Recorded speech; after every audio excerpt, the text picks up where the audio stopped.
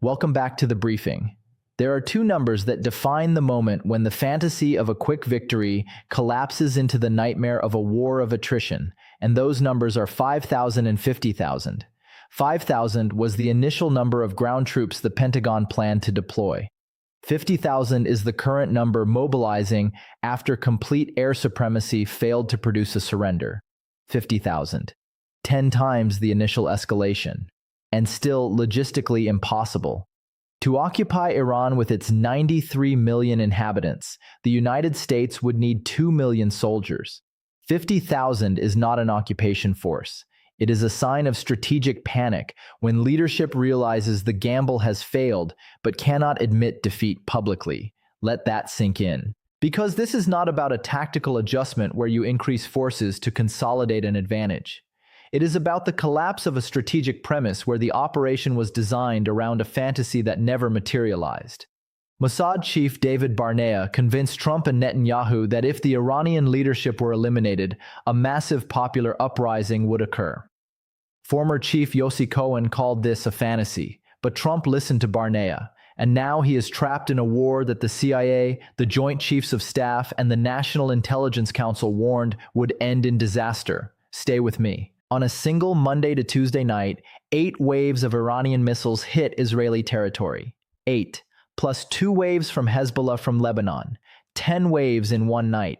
Israel's air defense systems paralyzed under this intensity. When an adversary launches 10 waves in one night and interception systems are paralyzed, you have lost the capability to protect the population from sustained attacks. It is not a temporary degradation. It is a complete failure of a strategy designed to intercept limited attacks, not sustained massive bombardments. Morgan Stanley changed the 60-40 investment rule it has used for decades. 60% stocks, 40% bonds. Now it is 60-20-20. 60% stocks, 20% bonds, 20% directly in precious metals, gold and silver. 20% of Morgan Stanley's total assets are now in gold and silver. When a global financial institution changes decades of asset allocation strategy to put 20% directly into precious metals, it is signaling that it perceives an imminent systemic risk where fiat currencies and government bonds could collapse. Current projections forecast gold reaching $6,000 an ounce, silver reaching $200, $6,000 gold, $200 silver. That is not a market adjustment, it is institutional panic.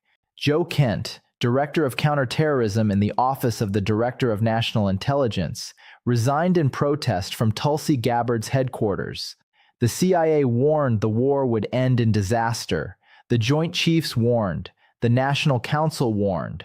But Trump listened to a pro-war group, General Keane, Lindsey Graham, Jared Kushner, Steve Witkoff.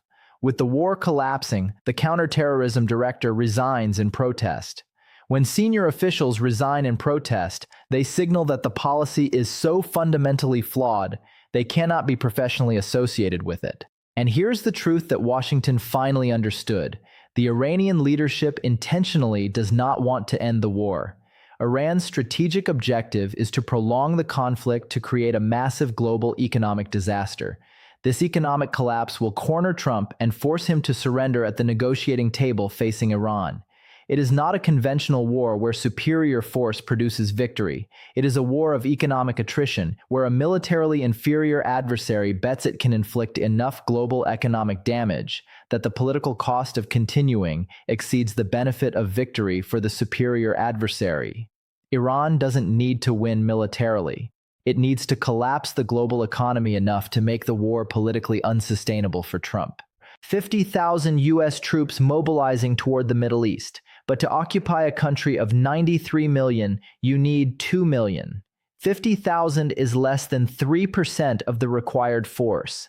When you deploy a force that is less than 3% of the minimum logistical requirement, you are not conducting an occupation. You are conducting a desperate gesture, hoping that the physical presence of ground troops produces a psychological effect that complete air supremacy failed to produce.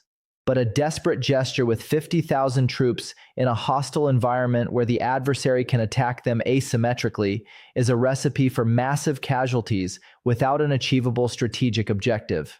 The Trump administration is now behaving like Japan after Pearl Harbor or Germany after invading the Soviet Union in 1941. It started a war assuming a quick victory. When the quick victory did not materialize, it escalated, committing deeper into a conflict it cannot win but cannot abandon without admitting catastrophic defeat. The analogy with Pearl Harbor is particularly accurate. Japan attacked Pearl Harbor assuming the United States would negotiate peace after the initial blow. Instead, it unleashed a total war that Japan could not sustain logistically. Trump attacked the Iranian leadership assuming the population would rise up. Instead, he unleashed a war of attrition that the United States cannot sustain politically. The analogy with 1941 is equally accurate. Germany invaded the Soviet Union expecting a quick collapse. Instead, it initiated a global war of attrition that destroyed the European economy and ended in total defeat. Trump invaded Iran expecting a quick regime collapse. Instead, he initiated a war of attrition that is destroying the global supply chain. If the United States or Israel hits Iran's energy infrastructure, Iran will not just destroy the oil infrastructure of the Gulf countries. It will destroy the seawater desalination plants that provide drinking water to millions in Saudi Arabia, the Emirates, Kuwait, and Qatar. Desalination plants. The Persian Gulf depends on desalination for 70% of its drinking water. When you destroy desalination plants in a region where natural freshwater is scarce, the population has days before a humanitarian crisis becomes a complete societal collapse. It is not collateral damage. It is intentional water genocide, designed to make an alliance with the United States impossible to maintain for Gulf governments when their populations are dying of thirst. And Iran has explicitly signaled that these plants are priority targets if its energy infrastructure is attacked. Dubai, Abu Dhabi, Riyadh, Kuwait City all depend on desalination plants operating continuously. Destruction takes hours. Reconstruction takes years. Kharg Island is Iran's economic vein. It handles the vast majority of Iranian oil exports. The United States plans to capture Kharg to strangle the regime's cash flow. But Kharg is 30 kilometers from the Iranian coast. Any force that occupies the island operates under the constant threat of Iranian coastal artillery and ballistic missiles. Capturing Kharg is not a quick commando operation. It is a long-term occupation commitment where thousands of American soldiers become static targets for sustained bombardment. Even if you capture the island, holding it requires continuous supply lines under constant fire. Every ship bringing supplies, every medical evacuation, every personnel rotation occurs under the direct threat of an Iranian attack. Alternatively, the United States could attempt an operation to physically extract highly enriched uranium from Iran's deep underground mountain bunkers. But transporting nuclear material through an active combat zone, where any accidental release creates regional radioactive contamination for decades, is not a military operation. It is operational suicide. If you fail to contain the material during transport, you create a radioactive dead zone affecting Gulf countries for a generation. The president of Germany, along with European leaders, openly calls the war initiated by the United States and Israel a catastrophic mistake. Global South countries experience massive economic panic and political chaos due to the rapid rise in food, oil, and diesel prices. The global supply chain of food, oil, and gas is collapsing. This produces massive global inflation, famine, and ultimately the collapse of existing governments through a domino effect. When governments cannot provide affordable food or energy to their populations, they lose legitimacy and collapse. Iran rejects U.S. demands to give up ballistic missiles and cuts support for Hezbollah and the Houthis. Next week, mediation attempts from Pakistan are expected. Pakistan has historical relations with both sides and its own nuclear capability that gives it credibility as a mediator. But Tehran considers negotiations meaningless because it does not trust the United States to honor long-term agreements. When a country does not trust an adversary to honor agreements, negotiations become political theater without substance. Iran learned from the JCPOA nuclear agreement that the United States can abandon agreements when leadership changes. Trump abandoned the JCPOA that Obama negotiated, so any concession Iran makes now can be reversed by the next US administration, while Iran will have permanently given up defensive capabilities.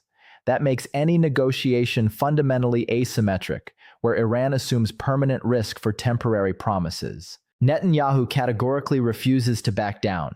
He continues eliminating Iranian nuclear scientists to degrade the capabilities of the nuclear and missile programs. But if Israel is left alone without full US support, it plans to directly destroy Iran's energy infrastructure. Netanyahu has signaled that if the United States abandons the operation, Israel will act unilaterally against Iranian oil facilities. That triggers a regional apocalypse scenario, where Iran executes threats against desalination plants, creates water genocide in the Gulf, permanently closes Hormuz, and potentially releases radioactive material if U.S. operations in nuclear bunkers fail. When Israel acts alone without U.S. coordination, it loses access to U.S. surveillance intelligence, logistical support, and mid-air refueling capabilities that allow long-range operations. That makes Israeli attacks riskier and less effective. 50,000 troops mobilized. 93 million inhabitants require 2 million for occupation. 10 waves of missiles in one night. Morgan Stanley 20% in precious metals. Gold $6,000. Silver $200. Joe Kent resigned in protest. CIA warned. Joint Chiefs warned. National Council warned. Trump listened to hawks. David Barnea sold the fantasy of a popular uprising. Yossi Cohen called it a fantasy. Iranian strategy to prolong the war for global economic collapse. Desalination plants as targets. Kharg requires occupation under constant fire. Enriched uranium transport is operational suicide.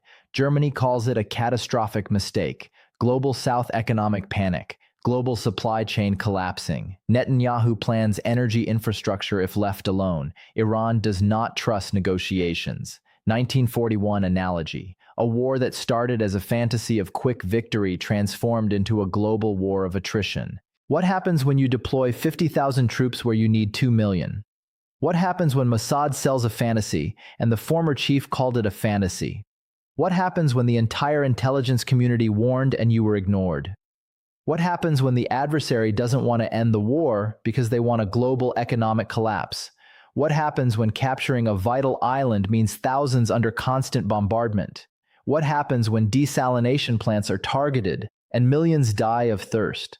What happens when the most accurate historical analogy is 1941, Germany, Soviet? You are in a war where the entire strategic premise was a fantasy, where 50,000 troops are a desperate gesture, not an occupation force, where 10 waves of missiles in one night paralyze defense, where Morgan Stanley puts 20% in metals out of systemic panic, where intelligence officials resign in protest, where the adversary wants to prolong the war to destroy the global economy, where capturing key targets requires suicidal occupation, where desalination plants are a weapon of water genocide, and where a war started as a quick victory, transformed into a global 1941 that destroys supply chains, and governments collapse by domino.